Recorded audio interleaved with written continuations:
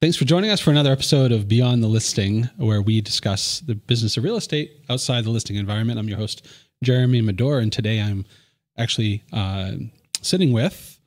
I'm Keith Fontaine. I am a photographer and videographer here at Madore Photography and Next Level Studios. So you'll notice that we don't have Danielle on camera today. She refused to actually come on camera just now. She said that, it was too good for her. I'm just kidding. No, she, obviously needs to get going to go pick up her kids at school. That's why. Yeah. So she never told me why. So I filled in my own blanks. No, of course. No, she has to be out of here at a specific time each day to go pick up her daughter off the bus. Who needs to pick up their children? Yeah, seriously. Kids, come on, guys. Kids ruin everything. Man. Yeah. Come on. Yeah. Podcast is clearly more important. Definitely. So I'm glad that we actually get to do something a little bit different today. Yeah. And I've been looking forward to this interaction. I didn't expect it to happen today because it was, we've been juggling around different schedules and everything like that. This will be our fourth podcast we're filming today. Yeah. So yeah, it's been a podcasty day. You've had a busy day. Yes. And I've been doing team reviews and stuff like that. So I've had a busy couple of days, but never too busy to have good conversations. Absolutely. And I think that that's kind of what we're all about. It's not about photography, right, Keith? Well, sometimes it is. No, it's about, obviously the more holistic approach of making sure that we're doing something that we enjoy doing. For sure. Yeah. Cause it's the technique is only the prerequisite for what we do. It's totally is. Everything else around it is what causes success. So Yep.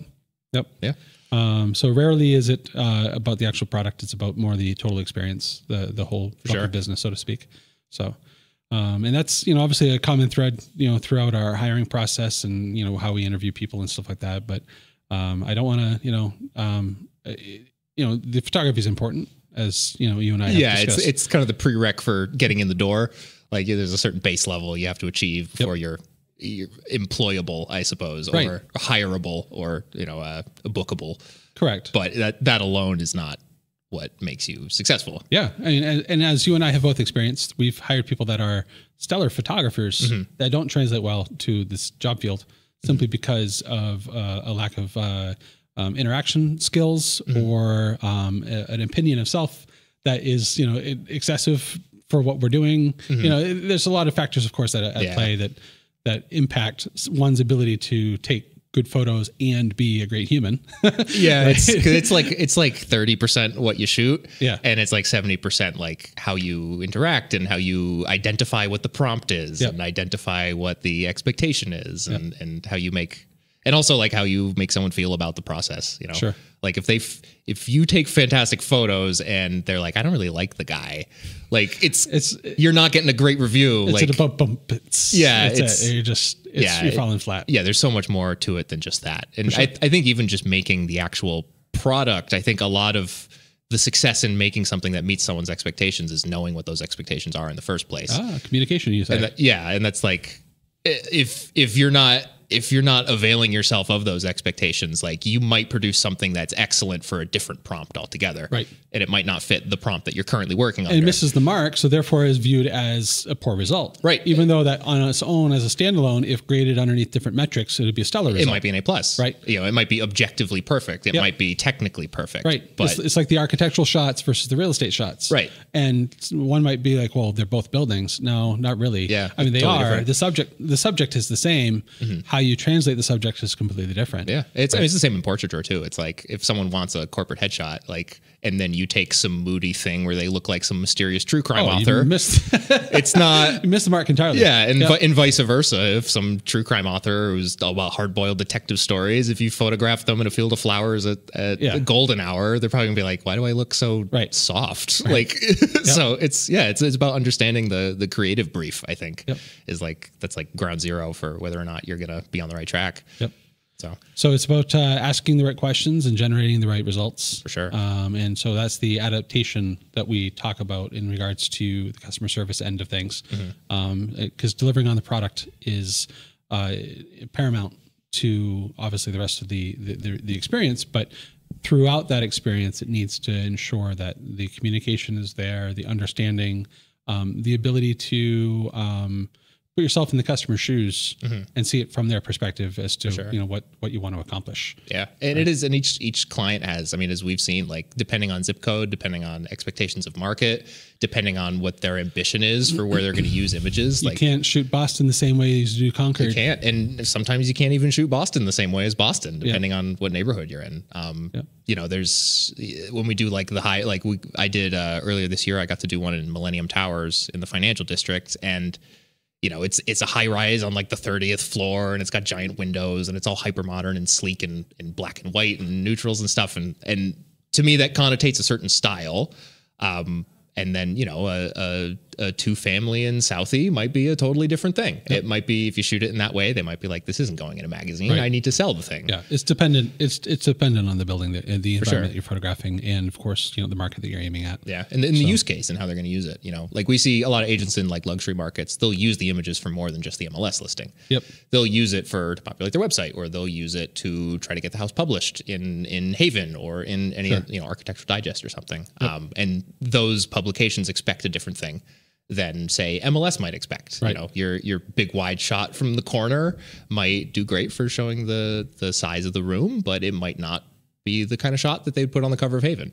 Right. And so like depending on what the ambition of the agent is as far as how the house is going to have reach, that can change how you might approach things. Good observations. And we kind of learn over time who wants what, and it's all kind of an esoteric thing, but it does all start with like just chatting with them, or even just getting them talking, just walking through the house and have them give you the tour. Yeah. Like they'll offer up a lot of information voluntarily that you don't necessarily need to dig for if you just kind of get them on a roll. It is about getting them on the roll. Yeah. And then keeping that roll going if there's like a kind of a speed bump or a silent moment, by spurring the next part of the conversation. Yeah. Particularly if they're starting to divulge the information that would really get down to the bottom of what you're trying to do that day, for sure, versus just the story of the seller. I mean, although the story of the seller might also be a large factor in that too, right? Yeah, if the seller is, I mean, something I see semi-commonly is, the seller's a photographer, and sometimes that indicates to me there's a lot of pressure, like, you better not screw this one up, bud, because you got other professional eyes on you, but.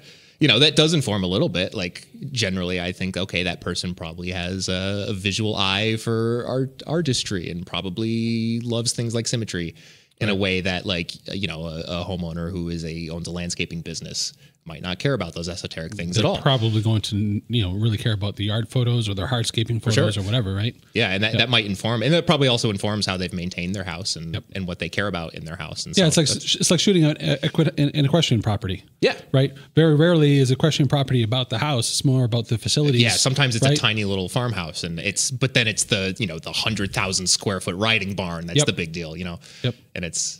Yeah, and that's where all the energy and the expense and the time has been put. And clearly a passionate owner, too. Like, you don't own an equestrian farm if you're not really into it. No. There's no way you're going to saddle all that extra saddle. Waka waka. I swear I didn't intend that.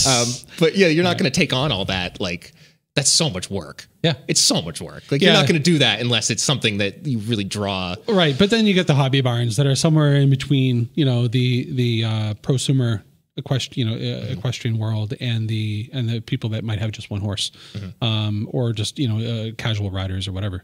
But similarly, their angle that they're selling and the intended buyer is going to be completely different, right? It is. Yeah, the buyer's definitely going to be of a certain demographic who's also interested for its equestrian properties. Yep. So, and that's important, especially when it comes to the video portion of our job. For sure, is highlighting the amenities, the specifics, and doing it in a fashion that translates to the would-be buyer. For sure, right? Yeah, because the lifestyle becomes just as much about the whole thing. Like I know when we do video for equestrian properties, we always try to get animals in their element because that's like the lifestyle of it. That's really part of it. And like if there's someone out riding at that time, like we always try to capture that because that is kind of the reason you'd be there in the first place, know. And you can't separate that lifestyle from that property; they're intrinsically connected. So, yeah. And video is nice because we can show those things in a way that you would never want to spend an MLS slot on. Yeah. If you only get 42, is it like, are we really going to use the picture of the horse sticking his head out from the paddock? Generally not. Probably not. Maybe it'll go on social media. Yeah, exactly. Yeah. But like the video gives us that opportunity because we're not taking up a finite slot. Right. So a link is a link is a link. Exactly. And yeah. It's 2 seconds in a 2.5 minute video. It stops. It's the real estate it's occupying is less. Right. But it adds enormous amounts of flavor to what you're doing with the video. For sure. Whereas with the photography, it might not add as much flavor because the flavor might be within the description itself or just simply the data-based specs of the property. Right. Yeah. Because that's obviously the demographic of MLS advertising is generally not so much from a marketing as much as it is a broadcast information display. Yeah, they're like an aggregator more than they are a marketing platform. It's like just a centralized kind of that's why MLS photos tend to be a little more pragmatic in their approach, and then it's the bigger swings that creative stuff tends to live more on socials and live more in like the personal marketing of an agent than it does like that tied to that MLS listing thing. Right, which really highlights the significant strides that have been made in the video realm over the past 3-4 years. You and I, so you've been with us, I think 8 years this year. It'll be 7 in April. Yeah. 7 in April. Okay. All right. Getting ahead of myself. So, I've been doing this for 11 years, 12 in November. And so you've been with us the longest out of everybody. And you've seen the largest arc in behavior changes between so 7 years ago would have put us at the 2017 market. And so 2017 to 2024, there's been a significant a significant increase in behavior changes in regards to technology. Yeah. And so, 2017 video was not really even a thing. It was oddball stuff by and large. It was done by a couple forward thinking people, but it wasn't anywhere near widespread adoption. Right. And so, these were also the days before, large aggregator sites really took hold of the market demographics. And so as those changes have happened, we've also changed, along the way, adopting new technologies, adapting to the market requirements. And video has actually been probably the largest adjustment that we've encountered. Floor plans have remained pretty much the same. Yeah. The way that we capture photos has definitely improved, and the way that we edit has We've improved. updated gear since we first started. We use different rigs. Right, but it's still photography. And it's the core principles are largely the same. Yep. I mean, I think we've probably shoot with a little more mind towards luxury demographics, just kind of by default now. I think that has maybe more to do with just our client list changing over the years than anything, as opposed to a market trend in general. But that's a good question. I don't know. Yeah, that is curious. But I know that it's like a chicken egg situation, right? Yeah, that used to be like something we would try to introduce to someone after they had been here for a while. Yeah, and it's now something that we try to prime people for right off the bat. Yep. And I imagine part of that is just that we're in luxury markets more often now than we were 7 years ago. Also, I think that there's a lot of agents that are taking more critical care of their listings. That's true. And presenting them such. I have definitely observed like staging prep has become more widespread. Yep. Or at least like staging prep to like a high hands-on degree. Sure. Where like the house is... The standards changed. Yeah. Like it definitely, like I remember many years ago, like it was kind of a dice roll what a house would generally look like, even from like the same group or the same agent. And now I can think of a bunch of agents on our client list where I just know that everything is going to be pro staged. So the consistency and the expectations, or the regularity has improved for sure. Yeah. And then that allows us to take a slightly different approach with photography. It's true, because we're not fighting against huge furniture. We're not fighting against clutter. We're not avoiding certain angles because of a defect in the staging or something. We're able to leverage our time on site a lot better. Yeah, for sure. And usually we have many more options available to us because of that. Even just decluttering opens up a bunch of options, but having great staging on top of that also opens up a ton of shots that wouldn't exist otherwise. Yep. And so that's all part of the behavior change that we were just trying to talk about in regards to the video, but it also lends specifically to the video. It does, because all of that staging is, it's awesome to capture for photography, but that video really is enhanced significantly further, I think, versus unstaged property. Absolutely. So I think that the delta between the quality of an unstaged versus a staged property is more present in the video than it is in photography. Oh, and it's now affecting two services rather than one too. Correct. So it does. So you get your bang more for your buck mileage. is incredible. Yep.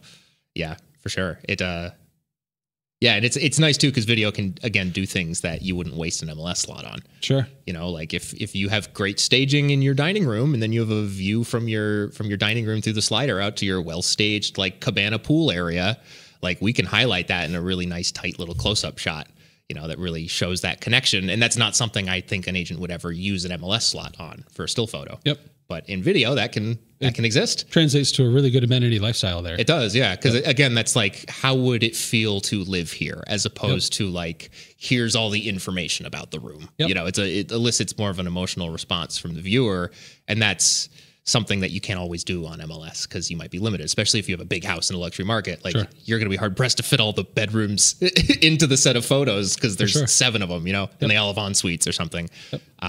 Whereas video, we can make those little connections because it's a small amount of time. Yep. It's kind of a drop in the bucket when it comes to like the runtime. Yeah, 1 to 2 seconds of pan per bedroom can get it all in there really easily. That's true. Yeah, you can chew through that stuff quick. And some agents they're embracing the idea that it's a teaser, and they're like, you know what, you don't need to show the bedrooms other than the primary. Yeah, because it's already listed as 7 bedroom in there. Yeah, and they'll see the listing photos, and I'm definitely seeing that trend in video, which is like it differentiating itself from photography in its application a little bit, in that it's providing something different than the photography, as opposed to this is largely the similar approach to photography, but in a different format that's maybe digestible by clicking one button rather than clicking an arrow repeatedly to cycle through.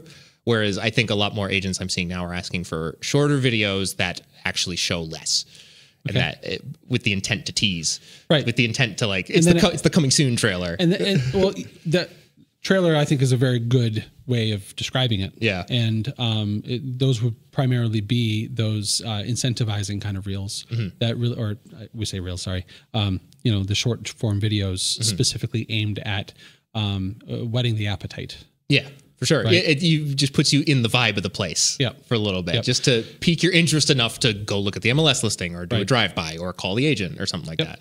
Now, so you touched upon lifestyle and amenities. We talked a little bit about, the short form video. We talked a little bit about, whetting of the appetite, et cetera. How can an agent properly influence the video outcome so that they are making sure that they are presenting it in a way? So we've seen people get on camera talking a little bit, quite a bit more lately, actually. Yeah, right. Yeah, so great. So from an agent involvement standpoint, how can they further along that mindset and make it more successful for themselves? As in when they're getting on camera, what can they do to maybe not just on camera, but their expectations and how to market it, et cetera? Like because as these technologies are shifting, we're also experiencing that they're jumping off the MLS platform and just going straight to social media with them. It's true, yeah. People are going straight to YouTube or socials. That does beg what we're seeing right now is definitely a shift into vertical formats. Like that's definitely going to be a shift, and we're definitely kind of in the middle of it at the moment. But that is something you want to ask yourself before you hire video is, where am I intending on using this? Because that will inform how we shoot it, how you decide what length it's going to be, what orientation it's going to be. And those are decisions you at least want to mull over in advance. Yeah, because you can't undo that sometimes. Right. Once we've shot the thing vertical, there's no going back to getting it horizontal. Exactly. Yeah. And we can shoot it horizontal and cut it vertical. It won't not the same quality. It won't be the resolution will be a lot lower. And then the shots will be much tighter, which results in shots where you feel like you can't really see the whole room. Right. Because the mindset approach to it, how you record it, is entirely different horizontal and vertical, as we've tested multiple times. Yeah, we've gone through every permutation you can. We have. Yeah. And it's funny because this has been, years in the making to get to where we are, obviously. And we haven't arrived here accidentally. It's been all intentional steps. We've tried basically everything you can. Exhaustive. Yeah. And what we've come up with is the only real great way to do it is just to do it in camera the way it should be. Correct. We've tried all can we shoot it this way and then make multiple things out of it? And you can, but it's not like, one is clearly going to be the way it was intended to be shot, and one is clearly going to be the thing we pulled from that after the fact. Yep. So, but yeah, that is something that you want to consider, because if you want the best result, we should shoot it with that in mind. Yep. And doing that later will never be as good as if we had intended to do it that way in the first place. Frequently, we compare photography and videography to cooking. Yeah. Right. You can have the same ingredients and have a completely different dish in the end. It is. And that's essentially what we're dealing with here. You get some short rib and you want it to be fall off the bone tender, you got to go low and slow. And if you want it to be like a steak, you got to do it hot and fast. And once you're halfway through one, you can't pivot to the other. It's too late. You can't switch it. You could try, but the outcome is not going to be the same. Everyone's probably going to know. You can't take an awesome plate of spaghetti meatball and turn it into a casserole. Right. Well, I suppose you could. It might be a mushy casserole. Well, that's the point though, right? So like, if you try to do it afterwards, you're going to have a real hit or miss, for sure. Impact. It'll always be less than it could have been. That's correct. Yeah. And obviously the short rib versus steak comparison is probably more drastic than anything else, right? Yeah. But that's like making a photo into a slideshow. It's true, yeah. Versus recording video. Versus doing video in the first place, yeah. Right. Because it's not going to be the same. You're not going to get the big thing you miss with the slideshow is the interconnectivity. Yep. We try very hard to flow. Yeah, to flow from one space to another, whether that's a literal connection where we literally move the camera from one place to another, or if it's just like setting up sight lines between places to establish where we're going. Expectation and such. It's definitely easier to follow a walkthrough video, I think, for a user who's unfamiliar with the property, especially if it's unique, than it is to follow a slideshow, because it doesn't do that. Like I teleport to another room and now where am I? Yep. Is this upstairs? Is this downstairs? Yeah, it's disorienting. For sure. Yeah. Especially with like vacant properties or properties that are partially staged but have vacant rooms. Yep. Lacking specific features that differentiate room to room. Yep. Yeah, it was actually I was doing a floor plan edit yesterday, and there was we shot 4 different units in a building in Boston. And I wanted to go double check something. And then when I pulled up the photos, you're like, what's what? All the units were vacant. Yep. And they were all painted flat gray in every room. And I was like, I'm never going to find the room I'm working for. I think there was like 320 photos and they were all. to be fair, it was in fact a 4-unit. And they're all condos sold separately. Yeah. And so it was a large appointment to begin with. But yes, and that is one of the limitations of photos, is that the only context they possess is what's in the photo. Right. Whereas the video, you can include a lot of that context because it's just one frame to the right, you know? And so, that's part of the power of that. And I think especially in like a unique or a property that like might be confusing to just, digest in single chunks of single photos, like video might be the fix to that. Yep. And that, because you can see those literal connections by making them literal. Sure. And then if you have if you ever have a vacant property and you get a feedback, it's like, oh, I feel lost when looking at the pictures. Like maybe video would have been the solution to that in that case. And obviously physical in-person staging is a huge element of that it does, as well. Because that gives you touchstones. It lets you feel scale better. Yep. Yeah. The right stager will understand the need for those separate spaces to have their own individual personalities, or at least the implied use of the room, which is enough of a differentiator sometimes to create that. Oh yeah, being like, that's the nursery, that room. Like it's instantly that now sticks in the head of the audience in a way that's much more permanent than that was the gray room with 3 windows or 4. That's exactly it, right? So it assigns a use to that room, which helps imply the lifestyle and the purpose, right? And it's important to acknowledge that. Now, one of the other trends has been, so we'll get back to the digital. We'll get back to the video related stuff in a moment. One of the other trends that we've noticed is the advent of virtual staging. Actually, I just had an agent yesterday. They were like, I can't believe how good that looks. I remember a couple years ago, it looked like a cartoon. And we're like, it's pretty nuts. So let's talk about the pros and cons, because that's a hot button topic for a lot of our staging vendor relationships, right? And they see it as a this or that kind of thing. Yeah. And in actuality, that's not quite what it is. Yeah, because it's not a replacement. It isn't. I think the biggest impact of staging is when you're standing in the room. Correct. And I think that while virtual staging maybe might replace it in a sense for photo appointment, although frankly, I don't think it will, because if someone were to stage every picture in every room, it would probably cost almost as much as hiring a stager. Yep. So I can't imagine agents doing that. Just most agents who hire our virtual staging, they do a handful of images. Yeah, they do 3 or 4. Right. And it's the high button areas, and usually the rest of the photos in those rooms are still unstaged. Yep. And they'll show the rest of the photos normally speaking. Right. They'll stage 5 and then 42 will end up in MLS. Right. So it's not really replacing staging as a service, because that agent probably wasn't going to hire staging anyways. Most likely. That's kind of the point that I was trying to get to.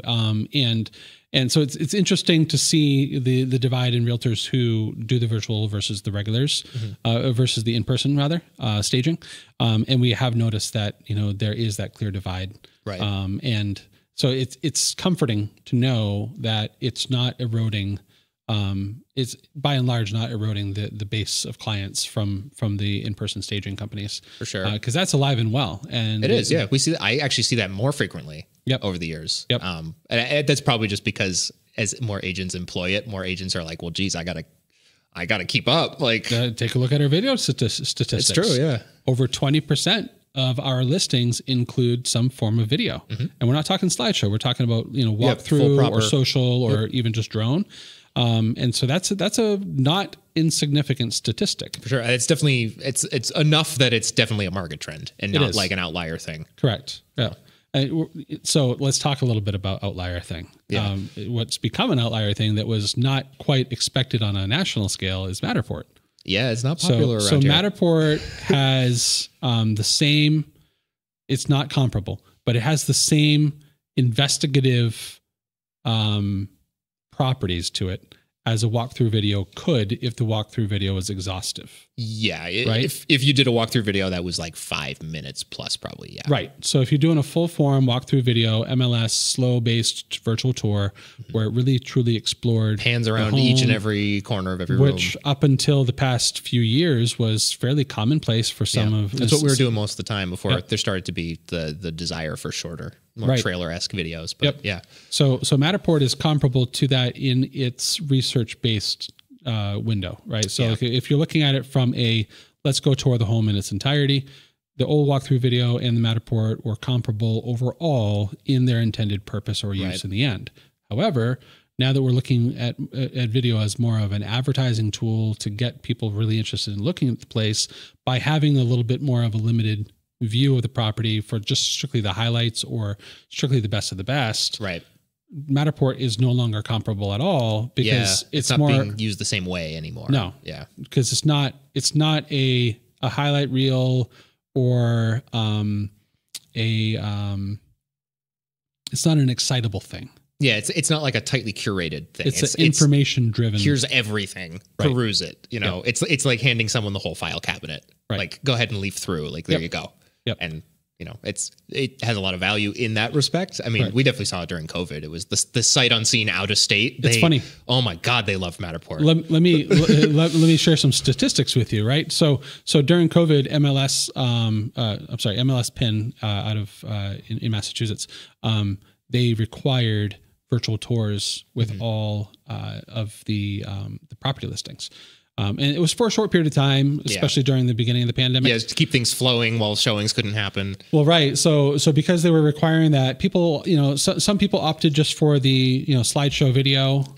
MLS quickly cracked down on that one and said, no, either a walkthrough video or a Matterport. Yeah, because it lacks some of that context outside the frame. Correct. Right. So what ended up happening was we saw our adoption of Matterport go through the roof for a very short period of time. Huge spike. Enormous spike. It was like 25-30% of our listings were including a Matterport. Yeah, we were doing it like 5-6 times a day, every day out of nowhere. Exactly. I guess not out of nowhere. We probably could have seen it coming. But right. But to be honest, we weren't prepared for that because it arrived at our doorstep real fast. Yeah. And what business is prepared to completely pivot their offerings with like a week's notice, Right.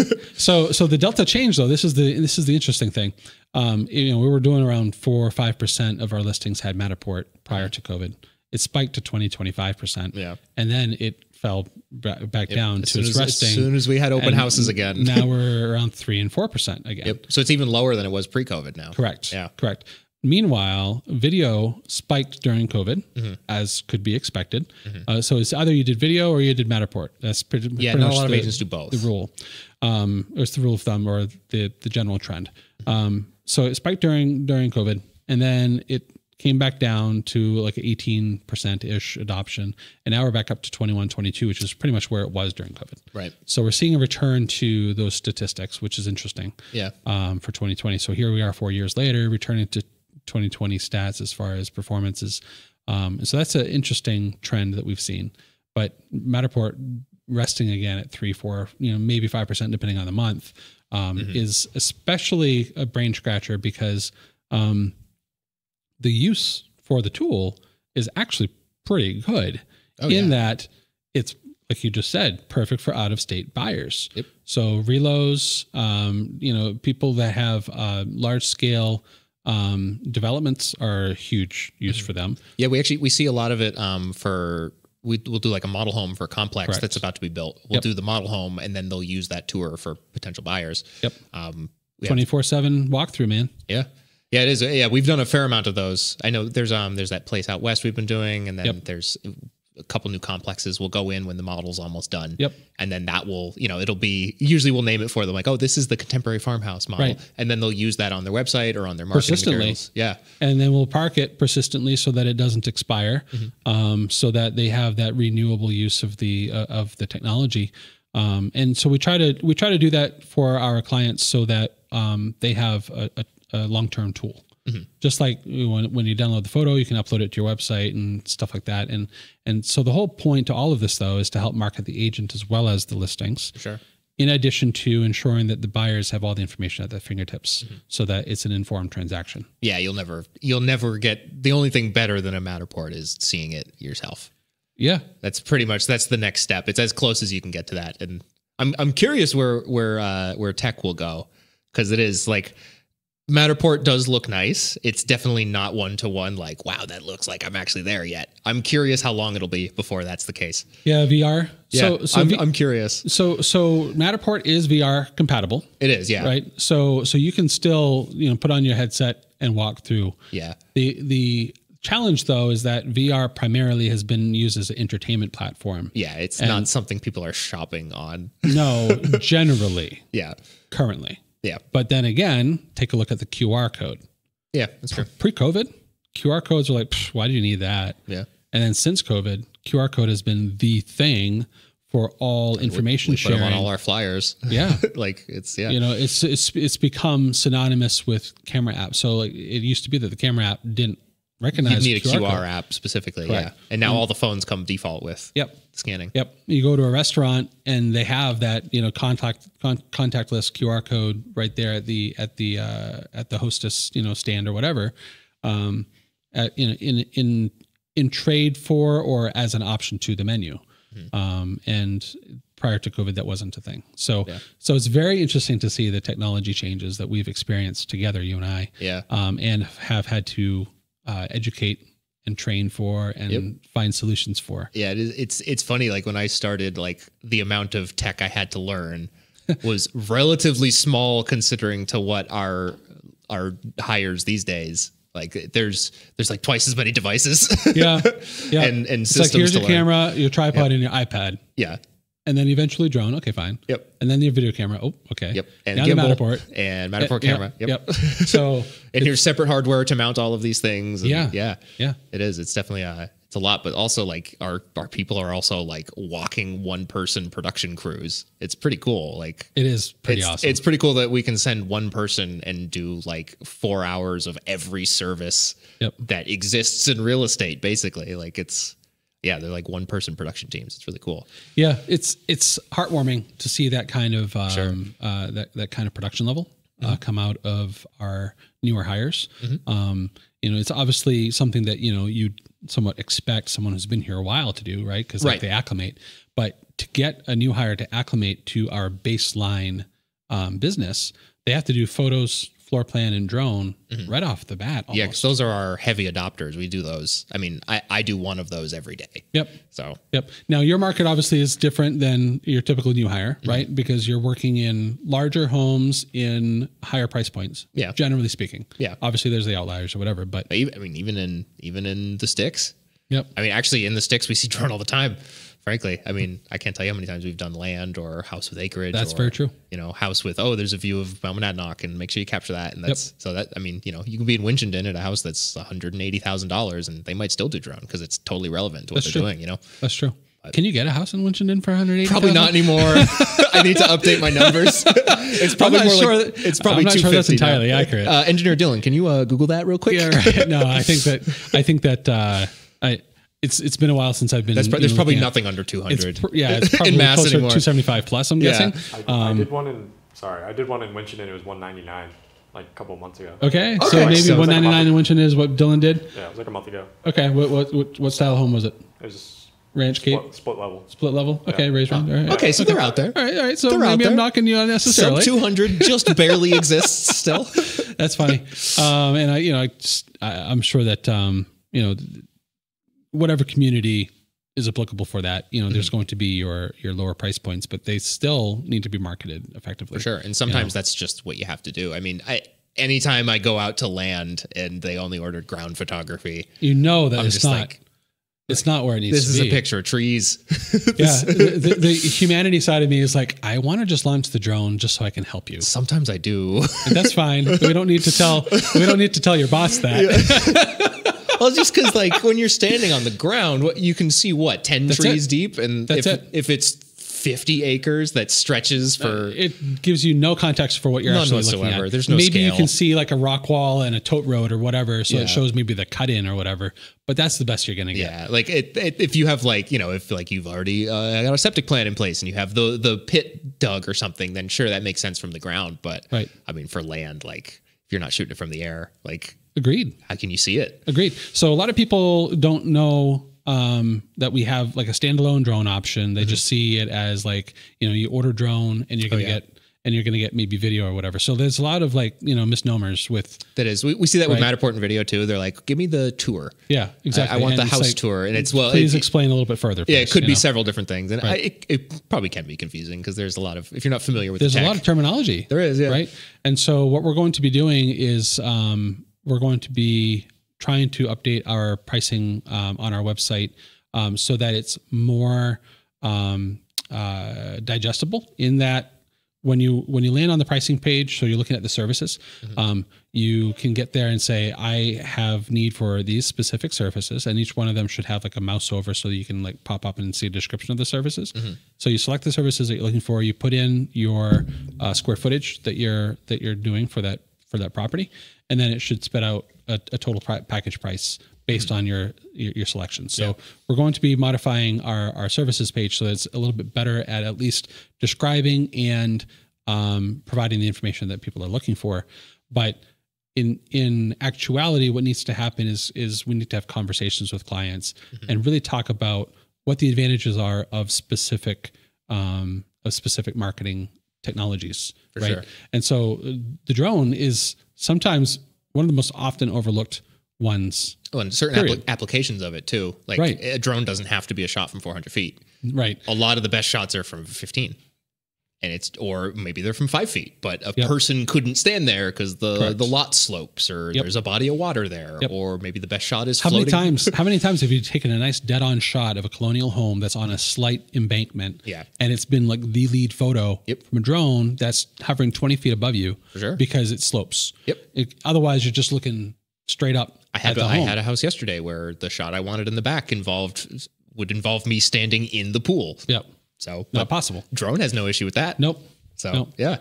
So it's nice to have a little portable magic carpet. It is. Yeah. Well, and especially for video, it's nice because it's there's some yards where it's how am I going to get that shot smooth? Yep. How on earth am I going to? Yeah. There's too much variability. Yeah. There's too many lumps. It goes up. It goes down. You twist an ankle. Yeah. It's muddy. It's slippery. Whereas the drone is just muddy. I'm good, man. Yeah. No quicksand for you there. Yeah, exactly. So. Yeah, so. And you can do fun trick shots too. We like to do the start at 400 feet and fly all the way to the front door kind of thing. You can do fun stuff like that, which is cool. And it gives a good context to where the house is situated in relation to town or nearby, for sure, water bodies or anything like that. Or local amenities. I had one yesterday. I had a couple pit stops with the drone that were quarter mile away each.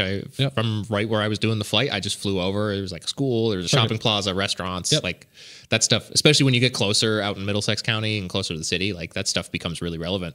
Why would you buy in North Andover versus Andover? Maybe it's what's nearby. Yep. Maybe it's the neighborhood you're in. Maybe it's the commutability. Yep. Sometimes showing the highway is actually what's desired. For sure. Other times we want to avoid it. It is. There's a dividing line. I almost think of Route 95 as the dividing line, whereas outside it, they're don't show the highway. Sure. For the love of God, don't show the highway. And then you go inside it and they're Route show how fast you can get to the highway. Yeah. Look, it's straight shot to downtown. Because road noise is a given its zip code. It is. Right? If you're in Medford, it's going to be louder than it is in Winchendon, period. You don't try to advertise in Medford for peace and quiet, solitary environment, right? No, seclusion. The hustle bustle's the point. Exactly. Actually, I remember I had a Boston agent one. We were filming in Charlestown, And I was like, oh, I'm going to land the drone and like wait 15 minutes. He's like, why? I was like, well, there's an ambulance like going down the street and like I see some police lights over there. He's like, it's Boston, man. Yep. Why would like, no, leave it in. It's part of the environment. He's like, why would you buy in Charlestown if you didn't want hustle bustle? Right.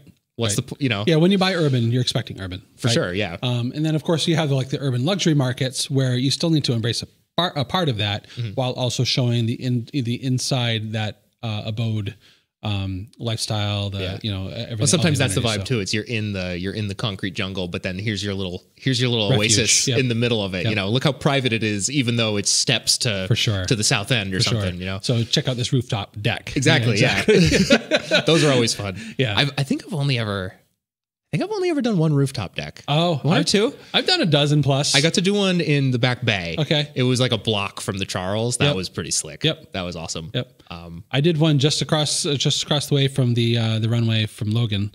I was in Winthrop. Oh, you probably couldn't do drone. I did drone up to 90 feet. That's where it capped out. Yeah, because usually they employ that limit. But that's funny. Yeah, I know East Boston's always tough because it's just the proximity. Right, exactly. So I was in Winthrop, and you know, so some people don't know our limit. Actually, that's a good segue. Our drone limitations. Yeah. Let's talk a little bit about the legality of things. So, so first and foremost, first disclaimer: if you're in Bedford, run the address by us first with Hanscom, because Hanscom is extremely particular about their airspace and areas of Concord. Yeah, and the Bedford side of Concord. Yep. So actually, if you're in Concord and you have a house that abuts Great Meadow, we probably can't fly drone. Right. Unfortunately, because Great Meadow is gorgeous. And Minuteman National Park. Minuteman is its own thing, but that is its own federal no-fly zone. Yep. And so these are actual FAA legal requirements that we have to abide by. Not only abide by, but our drones physically won't allow us to bypass. Because of a technology called geofencing. Yes. Right? And so we've talked about all the technology advancements that we've observed. That's been an actual very critical one. Yeah. Because back when we first started doing drones with like the Phantom 3, geofencing wasn't a thing. Yeah, you could easily just fly near an airport. Very much. They'd know you're there because of radio and radar and stuff, but your drone wouldn't be remotely like, leave. No. So. And then on top of that, there's the remote ID, which is actually embedded in the drone. So the FAA or the nearby airports that might be tracking you know who the operator is. Yep. And so these are very real situations that a drone operator could find themselves in legal trouble. Absolutely. And that's why we have a very strict policy of obeying whatever the software provides. Yep. Trying to gamify that by getting loopholes and, you know, hoops that we're jumping through is going to only end up in disaster for our company and eventually the client. To be frank, I don't even know what loophole you would. Because like even if you launch outside airspace, it will stop you when you pass the boundary. Yeah, there's loopholes that I know. I'm sure. Well, and I'm sure you could probably change the firmware on your drone or something.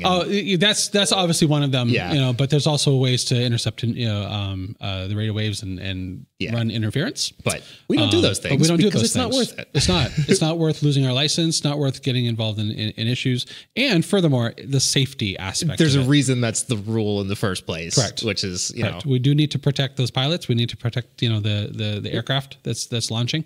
So and we're not going to be the example that makes Congress pass some very specific restrictions. That can be some other chump can be the guy who makes that happen. We want to make news for only good reasons. Yeah. Right? Well, and that's the thing is like, it's the outside of geofencing, like it's relatively easy for us to do what we need to do for drones. Yep. And if people are irresponsible and try to circumvent that stuff, you best believe there will be legislation that makes doing our job a whole lot more difficult. Yep. So it's in the best interest of all photography and media production companies to abide by the rules that are set forth. And I would say enforced, even though there are, you know, workarounds, enforced by the software that we employ. Yep. I'm glad that geofencing is a thing because I mean I've read several news stories about people being idiots around airports with drones, and it's bad news. I remember reading one where they had to redirect a bunch of flights from Chicago to Denver. Yeah, because there was a guy with a drone. That's disastrous. Wow. Can you imagine? Chicago to Denver. Talk about ruining your day. It's ruining your vacation, ruining your business trip, maybe even losing some sales. Oh, yeah. Depending on what you're going Imagine the stress on those pilots who's like, we had enough gas to get to Chicago. Yeah. I guess they don't call it gas on a plane, do they? It's fuel. But I don't know. If you're a pilot, write in and let us know. Yeah. So there's all of that. So it's important that we honor these technologies, and not just the geofencing, but also like how to use these technologies the best the best purpose for them, and help arm our clients with the application. For sure. Right. Yeah. I think if they're more familiar with what this technology can do, they probably are more likely to come up with cool creative ideas for how to use it. It's true. It's true. And that's the best thing that we've seen happen in the past 4 years is that these technologies are being adapted in very creative ways throughout the world. And we're observing these trends that are happening. Some of them are just, flares in the pan, and others are tried and true marketing principles that we can apply, such as the short form video that really gets a lot of views on social media. It does. And think about what that does, because it's not just about selling the home at that point. You're selling the agent. Yeah, it's much about growing your page reach and growing your personal reach as it is anything else. Correct. Yeah. And so if agents are really looking to enhance their own personal marketing in hopes of getting more sellers or buyers, one of the best ways they can do that is to have double duty on some of their marketing strategies for their listings so that they can use them perpetually personally. Yeah. It is true. And that can be the approach of how we take photographs so that they have use beyond just MLS. Yep. That can be some stock photography-esque kind of things. Yeah. You can photograph stuff in a different way so that it's not as much about the room as a whole and maybe about some feature or some aspect of it or the staging or something. And that stuff is useful in places that it might not be on MLS. That can be video, just having creative ideas. Like if you're going to go on camera, having a seed of an idea is a really good thing, because then we end up getting to collaborate on some cool creative idea, as opposed to like, how do we get through this video and have it be serviceable? Yeah. Like I hear an attitude sometimes that people will be like, oh, I don't want to tell you how to do your job, or I don't want to overreach and tell you what to do. And I feel the opposite about it. I love it when I show up and they're like, I have this crazy idea. Do it. I love that. 100%, because that's what allows us to grow and reinvigorate our own professions. Well, and then we just jump right in the pool too. We're like, oh, awesome, let's go. Yeah. And sometimes it's physically jumping in the pool. Not physically jumping in the pool, but sometimes or watching someone jump in the pool. Yeah, and sometimes there's a large physical aspect to it, and like that's okay. Yeah, we can do that. Yeah, because it's not. It's a lot of times it's, are you up for this today, kind of thing. For sure. And the answer is almost always yes. Yes, for me at least. Yeah, that's true. That's true. Some preparation is obviously nice if we know that there's a curveball coming at us. Yeah. And I think having those thoughts in advance, like starting with nothing, means that we're putting a very significant ceiling on what we can achieve creatively. Yep. Because we're starting from zero. Yep. Whereas if we start from something, even if that something is altered heavily over the course of the shoot, or we end up changing wording or changing setups or breaking it into different things, having that jumping off point means that we start from the 40-yard line instead of the zero. Yeah. It's like not having a script at all versus having kind of sort of a solid idea panned out and then fluffing it, right? Exactly. It's so much easier to fluff an existing script than it is to, create one from scratch 100%. On site, right? Yeah. If we're doing the what do I stay, where do I stand, like we'll get a good video, but it's not going to be an exceptional video. Whereas when someone comes in, is like, I want to ride the bike down the trail and land at the front of the house. Shout out to you, Matt Straight. Yeah. No, honestly, he's been probably our litmus test. For sure. For all of this stuff. Yeah, as far as like giving us curveball ideas that we're like, sure. Yeah. I remember one time I was in a Rhino side by side with him, and we were literally bombing through the property. We were coming down a very long driveway. We came up over a hill crest. I was flying the drone as he was coming down the hill, etc. And we did all of these like, at the time, complicated maneuvers, right? And then eventually, after doing it the first 2-3 times, something like that, it became old hat. Yeah. And old hat in that we were well versed, and then from there we did a leg up to the next thing. Yeah, now you can take bigger swings at things, right? Because you're starting from that place of, all right, we already know this works. Yep. And that's not just us, but also Matt, right? Sure, yeah. And so the ideas build upon ideas. They do. And that's the beauty of the creative world. It is, because even when he comes in with a script, we'll end up changing a tons of things anyways. And that's what a lot of people don't know. Yeah. Right? They see the on-camera performance, right? They see the result, the end result, but they don't know the fact that we didn't do that one try. No, it's usually many, and sometimes we'll try something and it'll be like, that's too much dialogue for that. Maybe we'll split into 2 shots, and then Matt's like, oh, but what if I do this cool thing, or what if I fish, and then he'll catch a fish, and then the first try. We'll just have it, and then that ends up in the video. Yeah, that was that Fitchburg property. It was never scripted or intended, but it's because we started with the seed of something, and we're already in the process of executing something that we have that ability to improvise more effectively. We put ourselves in the realm of possibility and allow the idea to unfold. For sure. And that's the wonderful creative edge that happens when you just open yourself up to ideas. For sure. Right. And I love being given that. Like I hear all the time, like, I don't want to tell you how to do your job, or I don't want to overstep, or I don't want to micromanage you, or whatever. And it's like, or I'll get the negative flip side of that, which is, I don't know, you're the photographer, that kind of thing. And like, I much prefer, like, tell me what you have in mind, please. Cause it's not a backseat driving if what they're doing isn't micromanaging. It's if they're micromanaging, then at that point, that kind of commentary is valid. But if they have an inspiration, communicate that. Yeah, 100%. Right? I want to know the idea. Especially if it's 100%. A shot idea that you don't normally see, right? Whether it be video or photo, Absolutely. Right? Or if you have this like wacky thing of like, so we're doing drone today, but the reason why I'm doing it is because of this thing that you didn't know exists in our neighborhood. And I'd like to just incorporate that into our thing. For sure. We might not know that when we fly that drone, we're going to go see that thing. Or maybe we'll see whatever amenity that you're talking about and we'll just discard it because to us, it might not have the importance. And so, to us, it's just a thing. If and we so don't that's live where in that town. communication element really helps out quite a bit. Getting back to the very beginning of our conversation, the communication.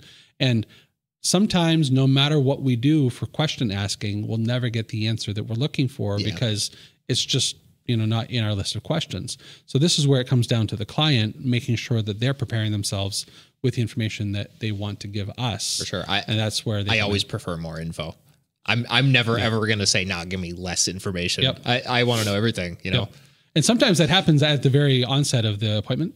So I'll sit in for Danielle, obviously, to, cover for her when she's out. And a lot of times, right in the initial email, the realtor will be like, it's very important that we do X, Y, Z. Yeah. And we'll just copy and paste that right into the notes. Right in the job notes. The photographer photographer sees it on the front page when they pull open the job. And then that informs everything they do after that. Yep.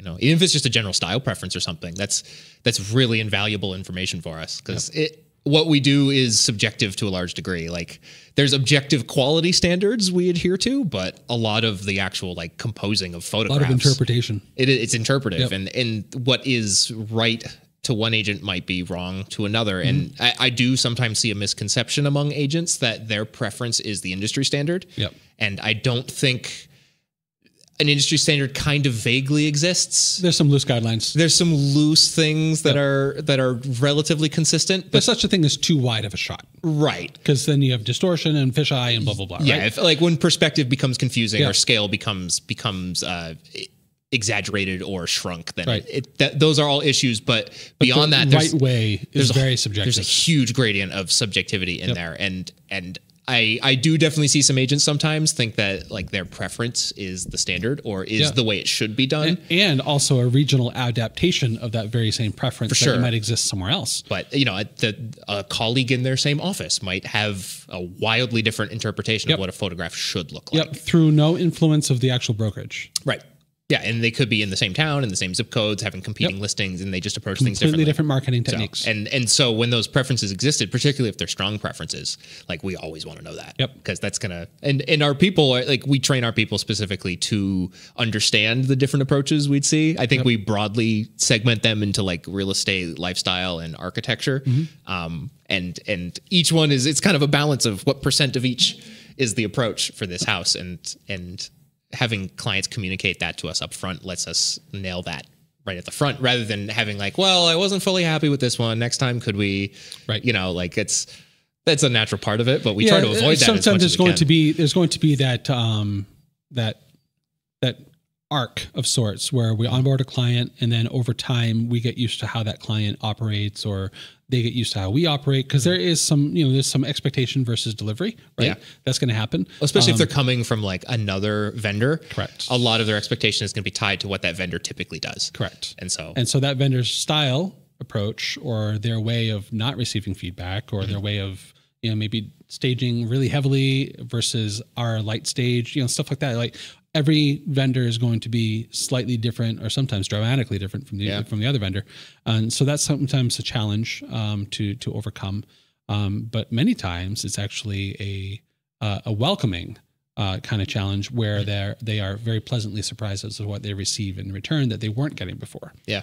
So there is a lot of that goes on. And we have found that in last year's market, where we had a much slower volume base last year, there's been a thinning of agents as a result of all of that, especially the ones that were struggling to begin with or got into the market in 2020, 21 because it was a convenient thing to do because houses were selling like hotcakes, et cetera. Yeah. And so the marketing strategies have changed dramatically since then, in addition to the available volume has changed. And what happened in 2020 and 21 was that there was a lot of photographers that entered the market too. Yep. And so if you were doing weddings, that was a bad time for you. Correct. So we had a lot of newer real estate photographers who adapted their career paths to include real estate so that they could sustain their lifestyle or they could sustain their needs. And, you know, I'm definitely a proponent in doing that throughout life. I don't look at those new photographers as necessarily competition so much as colleagues in the business. And I think that we embody that with our behavior and our attitude towards our competitors. And I'm air quoting this because for those who are just listening on audio, I'm air quoting competition because the truth of the matter is there's enough business to go around. Now, with the sunset of some of the agents that were in the field, leaving the field as a result of the volume, we've also seen a dissipation in the amount of photographers that are available too. Right. And so as a result, we're seeing some people retire from the field entirely just because their age bracket that they're in, moving out of state to quieter or busy areas of the country, changing their demographics, et cetera. And so we're actually internalizing clients now that we weren't before because they had other photographers doing their work. Right. And what we're noticing is that there's a certain trend of the way that other people did their work that we're now having to either, re-educate our clients on because of expectations that were set forth by other people. Like, for example, staging, right? When we go into a house, our routine is to take care of blinds, trash cans, fluff some pillows. Yeah. We're not there to move furniture, right? Some other photographers, maybe made it a point to do that as part of their value add package. That's obviously not our market, right? And so there is that expectation reality change that we need to obviously communicate to clients when they come on board, and et cetera. So it's important that those dialogues exist at the beginning. All that to say, that it's not a one size fits all. Yeah. Well, and the more expectation we understand going in, the better the result's going to be on the first try. Because knowledge is power, Schoolhouse Rock. Yeah, it is. It's like, because otherwise you're guessing a little bit. And who doesn't want a clean rubric, right? Who doesn't want it? If you do A, B, C, and D, you get an A+. Yep. I know I desire that on every shoot. Yeah. And often we don't have all that, but no. I mean, anything is good. And every day is a pop quiz. It is. Yeah. We often have to react to what we're not really sure. And we have to kind of reverse engineer what we think is going on, or maybe what kind of car do they drive and what kind of market do they exist in? And maybe what might that say about their expectations, but then their expectations could fly in the face of that too. Correct. There's a reason stereotypes are generally considered poor practice because you never quite know if that person's going to fit. I mean, for the agents that are listening to this, no two agents are identical. Not even close. And neither are two photographers or two photography companies or homes. And they know that too, right? And so this just continues those statements. Mm-hmm. And so the more personalized we can make the product on a per property basis, the better the experience of everybody is going to be involved. For sure. So, yeah, and if we have info on what you prefer as an agent, then that's something that we can keep internal notes on and that we can make consistent across our staff, as opposed to relying on having to have that conversation on every property. Yeah. I mean, I see. So we have our backend communication channel, Slack, which is a lot like, Microsoft Teams or whatever. And so our communication utility that we use, I'll see, just for the edification of our audience, I'll see Dylan or Keith or Crystal exchange information on notes of the client so that when a photographer who's not used to that client works with them for the first time, normally our photographers know enough to say, hey, I've never worked with so-and-so, any special notes. And so you guys usually plug into that and kind of divulge all of those little nuances that we experience that the client themselves doesn't even know about. It's true. Right. Yeah. Because we observe, and again, a client, they're in their world. So to them, like, oh, I like the blinds cocked at a 45-degree angle is just how they do things. But to a photographer, that's like the opposite of what you would normally do. Right. Which is to slat them all the way open. And so those little preferences are easy to go unsaid. Until the photos come back and they're like, why are the blinds all wrong? And the photographer's like, what's wrong with the blinds? Exactly. And it's, and those are just little nuances that like, they're fairly arbitrary, but they can matter. Correct. Especially if, and I understand that from the perspective of if you do something the same every way, you want consistency across your portfolio. Because a photographer will do that 100%. If they're approaching editing or color grading or the way they compose a certain way, they're going to look for consistency across their portfolio. And I think an agent is probably the same. If they really like their kitchens to be staged a certain way. If they're looking at it through that lens. Right? And they're trying to populate their website with a bunch of these great photos from kitchens and they want them all a certain way. And then they get one that doesn't fit. Now it's like, well, I can't use that house in my portfolio now. So, you know, thanks, photographer. Yeah, exactly. Yeah, that's so hard, right? It is. And there's a statement, there's a saying in the photographer world that, you know, you're only as good as your worst photo. It is. Right. And that's probably not too untrue for realtors. You could do 10 slam dunks and one stinker. That's exactly it. Guess which one's going to stink? It's not stink, stick. It will. It will. And it'll stick out like a sore thumb. So visually, that has a longer lasting effect than a standalone listing might. Like if you have a bad listing experience, it normally doesn't translate to later experiences because it's kind of like a drop in the puddle, right? Or a drop in the ocean rather. Whereas if you have a bad listing photograph among a sea of good listing photographs for that one listing, that's a little bit more like a drop in the puddle because then it has a little bit more impact on the opinion of the other photographs. Right. And so that's a real challenge because you're working on a micro level at that point with the homeowner. And like you talked about, especially with the homeowners that have specific expectations, if they haven't been communicating those expectations to the realtor and therefore to the photographer, that's hard to overcome. Yeah. And then the waterfall of blame is going to work its way through the whole. A lot of homeowners have a very specific pride in very specific things of their property. For sure. It's a little bit like having, like just putting yourself out there on the internet. Like it's that your house is only one step removed from that. That's your dwelling. That's your life. Correct. You know? Correct. It's very, you could probably feel a little naked with very vulnerable with your life just out there. You know? Right. And so one of the things that I like to ask homeowners is there anything particular about your property that you specifically enjoy or something that you've done to the property that you're really proud of? Yeah. And asking that kind of question normally turns over, we just had this, $25,000 landscaping project last year that, we're really proud of the gardens, or we're really proud of that, brand new fence that got installed. It could be something that you're just like, you take for granted just because you saw it in passing. Right. Oh, it's a white vinyl fence. But to them, it meant a large stride in maybe their privacy, or maybe they were having a challenge with a neighbor before, and that's something that they were, really. Yeah, to them it was a functional upgrade in some Correct. way. That might not be immediately apparent if you're just cold viewing it. We are back from technical difficulties. Yeah, right. No, so as I was saying, communication from the homeowner to the realtor and then to the photographer is important. Like new appliances, sometimes people maintain their appliances so that they look new. Other times they were literally just refreshed before we got there.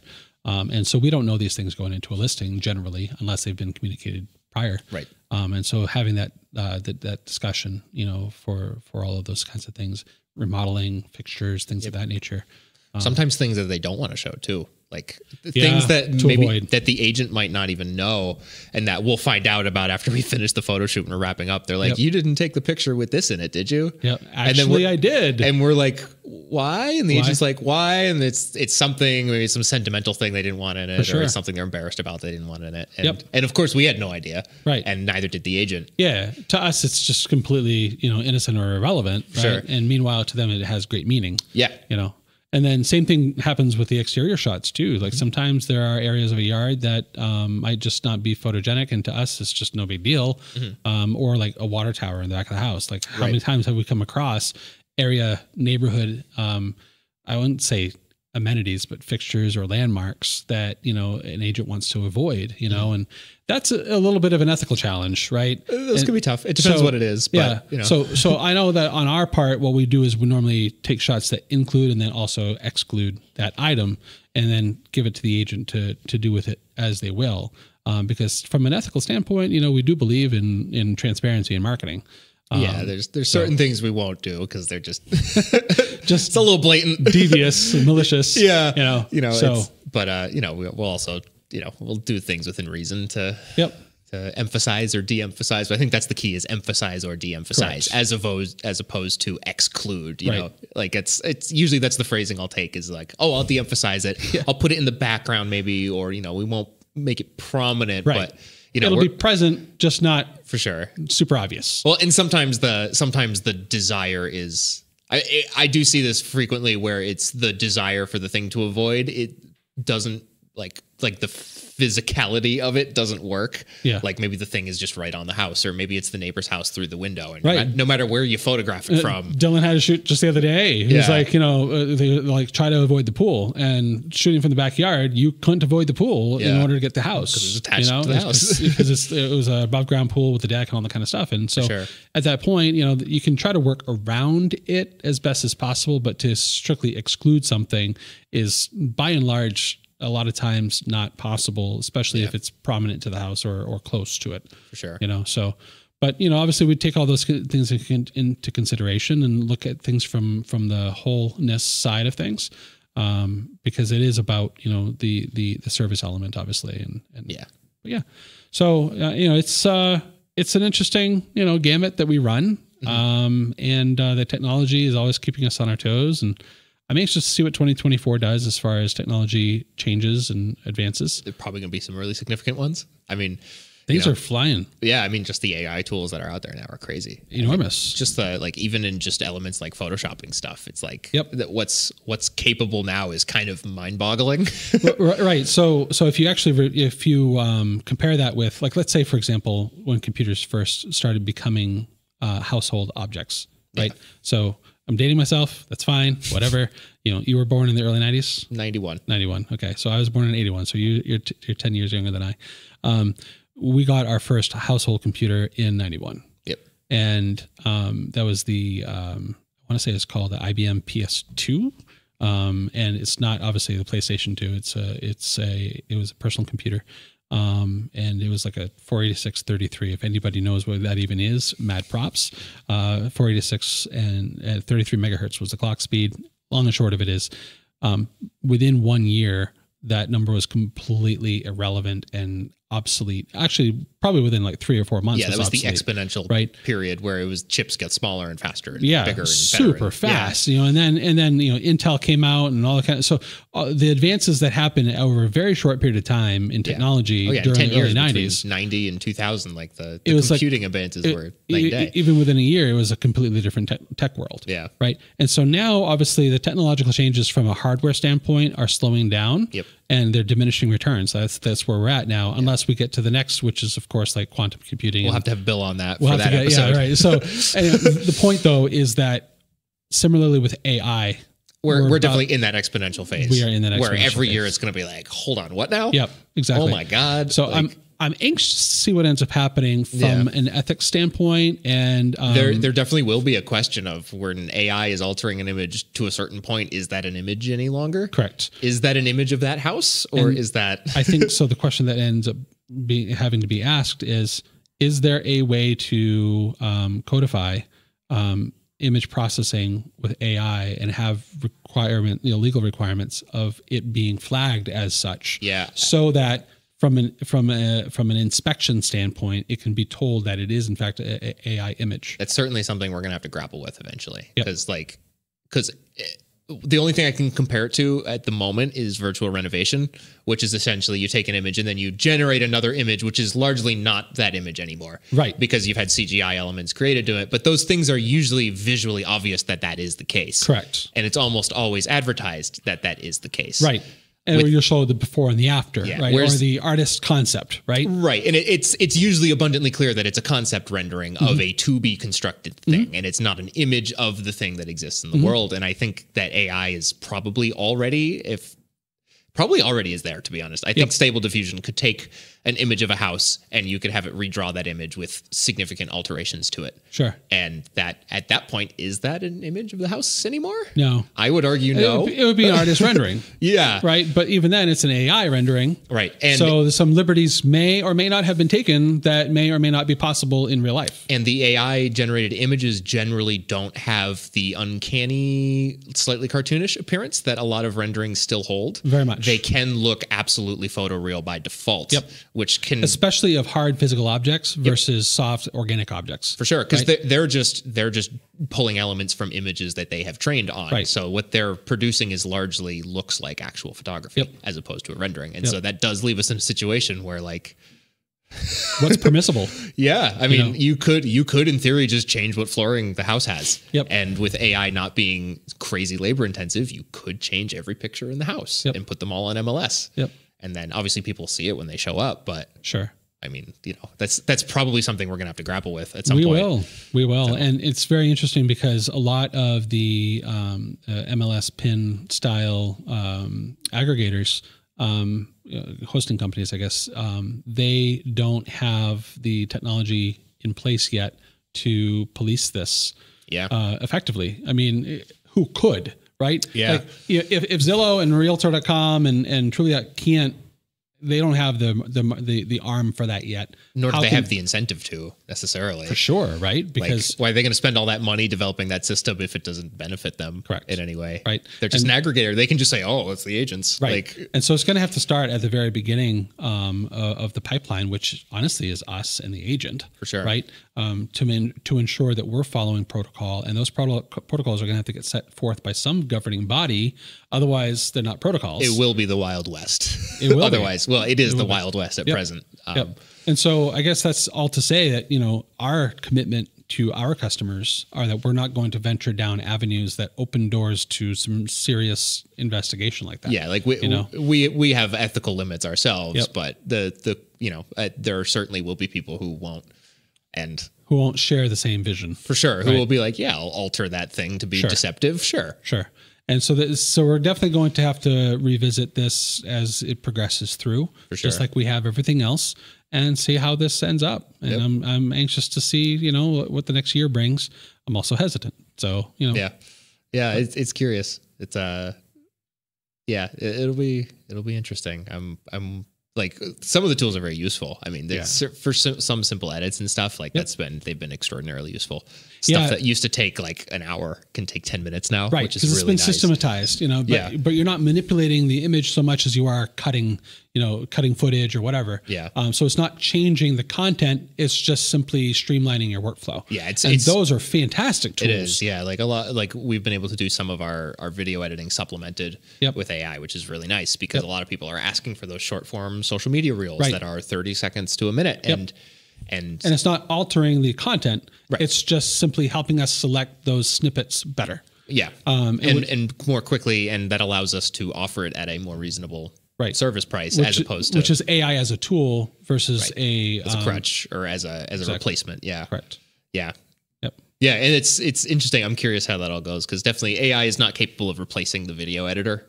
Certainly not. No. It's definitely a person still needs to handle that. But it is a good assistant tool for all that. So I'm curious where it goes. I know Stable Diffusion, this is not interesting to realtors at all, what I'm about to say, but I know I think Stable Diffusion 4 now is fully video capable. So it can do generative video that doesn't have like the bizarre, uncanny like morphings. Like it can actually make a couple seconds of video that looks like photoreal video, which is a little freaky, but it's here. It is here. It's here. And so sooner than anyone thought. So it's a real challenge, obviously, for the ethics of real estate. And looking strictly at the real estate, there's a lot of trickle down with all of that. Oh, for sure. I mean, it's going to have ramifications for ethics in a lot of industries too. Yeah. I mean, if you can just pirate someone's likeness, then produce video of them. I'm only looking at that real estate video right now. And you can produce AI voices that can be trained on a real person. Very I've heard Frank Sinatra sing Barney. Like, like it's No, it's going to be weird. It's going to be weird. Yeah, it's going to be weird. So we're going to hold on. Yeah, that's all we can do. Well, that's a good spot to wrap up. Thank you so much for having this very energetic conversation regarding our field and technology and how things are changing, and also being with us on our journey. And we cannot possibly do this without you. And so I'm really, really happy to have you on our side versus, the enemy. Versus the enemy. Yeah. Our colleagues in the business, as it were. But no, it's been a great adventure so far. And there's so many miles ahead of us to run. So I'm looking forward to it. Yeah, me too. All right. Thanks, Keith. Absolutely.